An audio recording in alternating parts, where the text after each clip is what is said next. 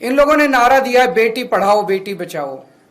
बेटी को पढ़ाने की जिम्मेदारी हमारी थी, हमने बेटी को पढ़ाया। बेटी को बचाने की जिम्मेदारी आपकी थी, आपने बेटी को बचाया नहीं, आप बेटी को बचाने में नाकाम रहे। आज मैं अमित शाह जी से पूछना चाहता हूं कि आपने दिल्ली को दुनिया की सबसे असुरक्षित राजधानी क्यों बनाया? आपने 10 साल में इसको रोकने के लिए क्या काम किया? हमारे दिल्ली के लोग जाएं तो जाएं कहां?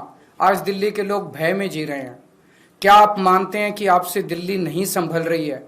अगर नहीं संभल रही है तो किसी और को जिम्मेदारी दे दीजिए। आज दिल्ली का बुरा हाल कर दिया इन लोगों ने। हम सुरक्षा के लिए किसके पास जाएं? आज दिल्ली के लोग अमित शाह जी से ये पूछना चाहते हैं। कल मैं नांगलोई गया। नांगलोई में कुछ दिन पहले रोशनलाल नाम के एक व्यक्ति जो दुकान चलाते हैं, उन्होंने 8 बजे सुबह दुकान खोली। 9:15 बजे उनके दुकान पे 2 मोटरसाइकिल पे सवार आए, उन्होंने गोलियां चलाई और वो भाग गए। कल मैं उनसे मिलने के लिए गया था बस, और भारतीय जनता पार्टी के कार्यकर्ताओं ने मुझे उनकी दुकान तक नहीं जाने दिया, रास्ते में रोक लिया। रास्ते से वापस आना पड़ा मुझे। रोशनलाल जी ने अपना बेटा भेजा मुझे, मैं गाड़ी में बैठे बैठे मैंने उनके बेटे से मुलाकात की। मेरे को रोकने से क्या होगा?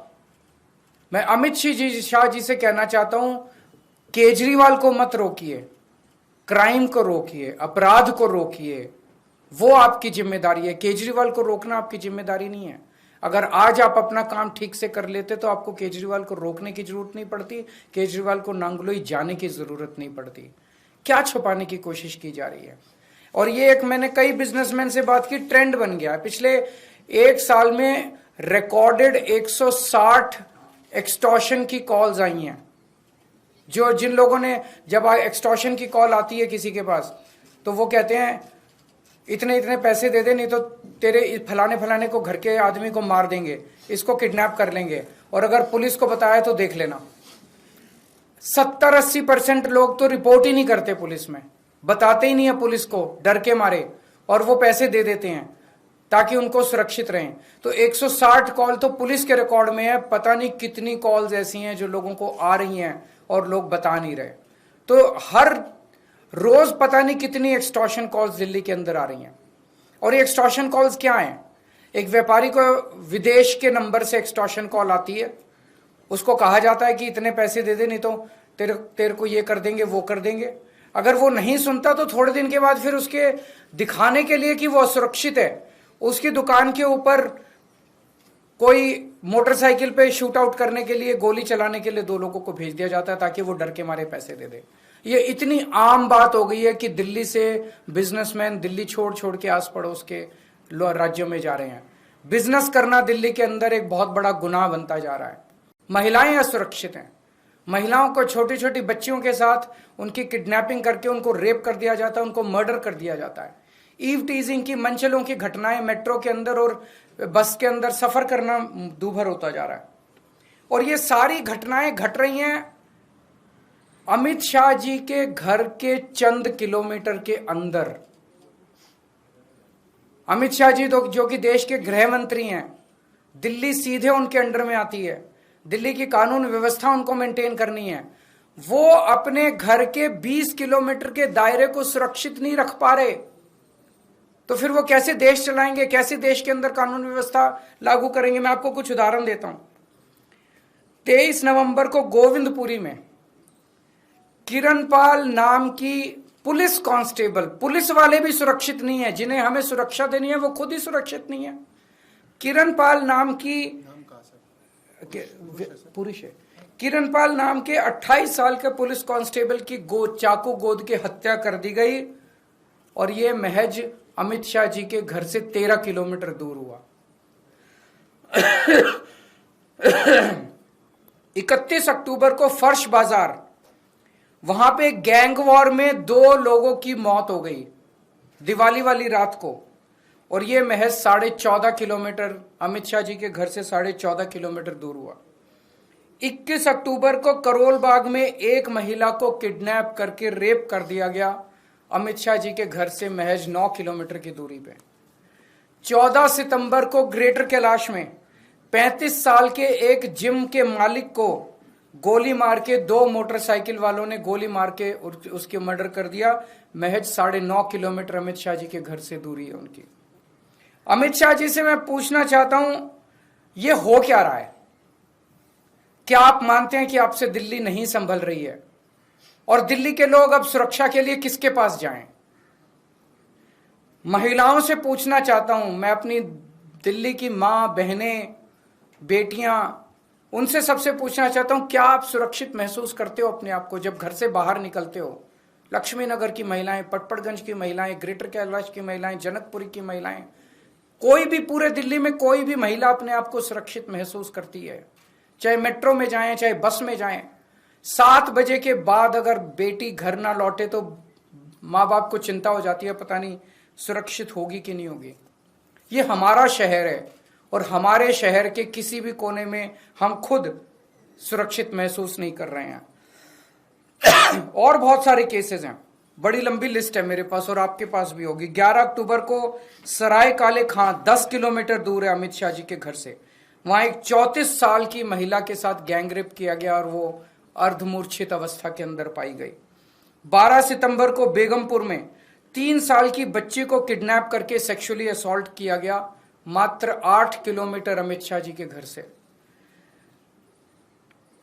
30 हजारी 8 अगस्त को 30 हजारी कोर्ट के अंदर एक वकील ने 21 साल की एक महिला का कोर्ट के अपने चेंबर में बलात्कार कर दिया, मात्र 10 किलोमीटर अमित शाह जी के घर से। 1 अगस्त को दिल्ली कैंट में 9 साल की बच्ची का रेप करके मर्डर कर दिया, मात्र 9 किलोमीटर अमित शाह जी के घर से। दोस्तों, आज ये प्रेस कॉन्फ्रेंस बड़े भारी मन से और बेहद दुख के साथ करनी पड़ रही है। दिल्ली में जो कानून व्यवस्था की बहुत ज़्यादा बुरी हालत होती जा रही है और ख़ासकर पिछले 1-1.5 साल से दिल्ली में जो अपराध बढ़ते जा रहे हैं, कानून व्यवस्था चरमरा गई है, मर्डर्स बहुत होने लगे हैं, व्यापारियों को एक्सटॉर्शन के कॉल्स आ रहे हैं, चारों तरफ महिलाओं के साथ ईव टीजिंग के, बलात्कार के, गैंग रेप्स के, मर्डर के मामले बढ़ते जा रहे हैं। गैंग वॉर्स मतलब कई सालों के बाद गैंग वॉर दिल्ली में देखने को मिल रहे हैं। जिस किस्म के गैंग वॉर एक समय में 90s के दशक में बॉम्बे में देखने को मिलते थे, जब बॉम्बे में अंडरवर्ल्ड का बोलबाला था, उस तरह के गैंग वॉर और शूटआउट्स दिल्ली के अंदर देखने को मिल रहे हैं। आज लोग ये कह रहे हैं कि दिल्ली न केवल असुरक्षित है बल्कि दुनिया की सबसे असुरक्षित राजधानी दिल्ली है। 2022 में 501 मर्डर हुए, जो कि पिछले कुछ सालों में सबसे ज्यादा मर्डर्स हैं, और लगभग पिछले 3 महीने में जितने यमुना पार जितने गैंग वॉर हुए हैं उसमें 20 लोगों की जानें गई हैं। तो हालत बहुत ज्यादा खराब हो गई है। चारों तरफ लोग डर और दहशत की जिंदगी जी रहे हैं। आज से 10 साल पहले आप लोगों ने, दिल्ली के लोगों ने मुझे एक जिम्मेदारी दी थी।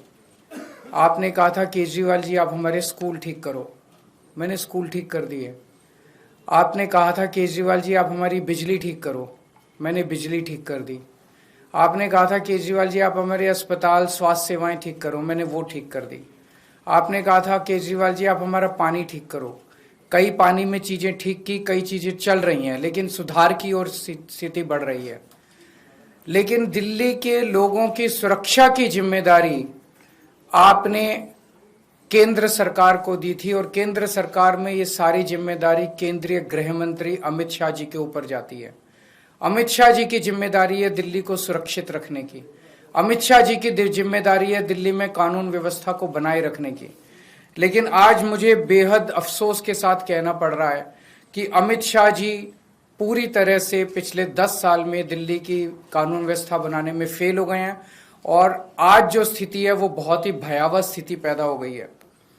लोग कह रहे हैं कि Delhi rape capital of the world है, कोई कह रहा है gangster capital of the world है, कोई कह रहा है सबसे खतरनाक कैपिटल है। ये सुन के अच्छा नहीं लगता। ये केवल बात दिल्ली की इमेज की नहीं है, ये बात लोगों की सुरक्षा से रिलेटेड है। आज सबसे ज्यादा 2 तबके के लोग डरे हुए हैं, महिलाएं और बिजनेसमैन। ये एक मैप है दिल्ली का, ये अमित शाह जी का घर है, और इस घर से आप देखेंगे 15 किलोमीटर दूर शादरा गैंगरेप केस, 16 किलोमीटर दूर 100 crore fraud bye Chinese national, 9 kilometre दूर एक डॉक्टर को रॉब करके उसका मर्डर कर दिया गया, 6 किलोमीटर दूर आईटीओ गैंगरेप केस, 15 किलोमीटर दूर doctor killed by a teenager. उनके घर से मात्र 15 से 20 किलोमीटर दूर की दूरी के अंदर इतने मर्डर और इतने रेप और इतने फिरौतियों के कॉल्स आ रहे हैं।